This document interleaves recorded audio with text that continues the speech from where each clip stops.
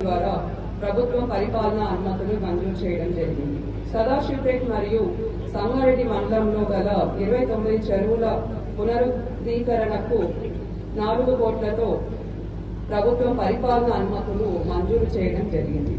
గ్రామీణ నీటి సరఫరా శాఖ జిల్లాలో వేసవి కాలంలో తాగునీటి సమస్యను అరికట్టేందుకు ఎస్డీఎఫ్ నిధుల నుండి ప్రభుత్వం 249 పనులను మంజూరు చేయడం జరిగింది.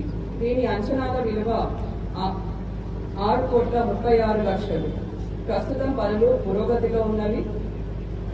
మిషన్ భగీరథ నిర్వహణ మరియు మరమ్మతు నిధుల నుండి 800 పనులకు 4,16,33,000 నిధులు మంజూరు చేయడం జరిగింది.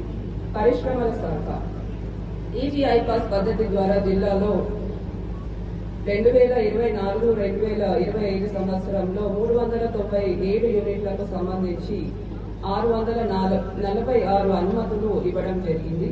ఇందులో 397 పరిశ్రమలకు 18,08,000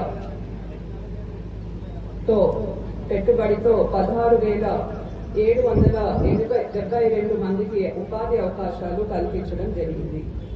సామాజిక, ఆర్థిక, విద్యా, ఉపాధి, రాజకీయ మరియు కుల సర్వే దేశంలోనే మొట్టమొదటి